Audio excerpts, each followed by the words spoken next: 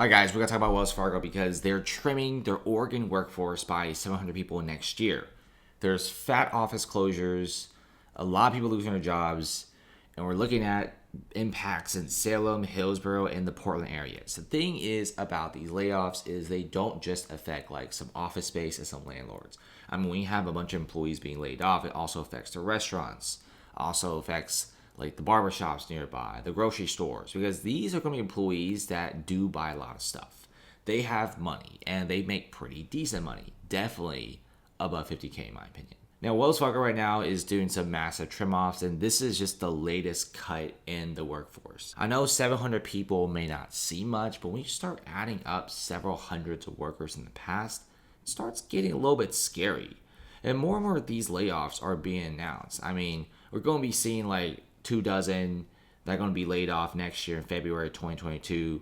Might not seem much, but if you look at since the spring of 2022 in that specific office complex, more than 1,000 layoffs for Wells Fargo. Well, that's just the beginning, guys. If you look at the banking industry, there's layoffs everywhere. It's not just Wells Fargo. I know this video is dedicated for Wells Fargo, but you got small regional banks laying off employees. You got massive offices being shut down. And global operations for Wells Fargo, for example, is all being consolidated for in just a few cities.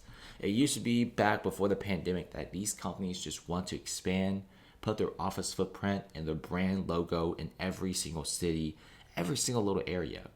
But now we're seeing a lot of these companies trying to move online, cut down on the office space, save money right there. They want to lower their employee headcount. That way they can save more money.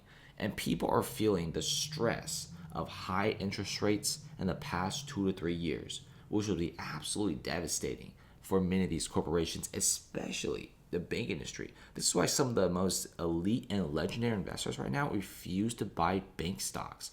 I mean, Oregon right now is getting decimated by Intel layoffs, Nike layoffs. These are all going to affect restaurants, small local businesses, and also even landlords in the area. But even more shocking is some of the biggest real estate sell-offs. I mean, last year in June, Wells Fargo sells an office tower in San Francisco at a fat $60 million loss. I mean, they bought this building, they've held on to it for the past almost a decade, maybe more than a decade, and now they sold it for a $60 million loss.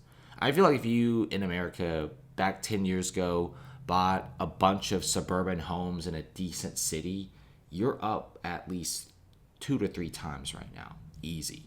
So for a lot of commercial real estate to take so much heat is also scary because people are saying that the commercial office building, like these office towers, used to be worth $20 trillion before the pandemic.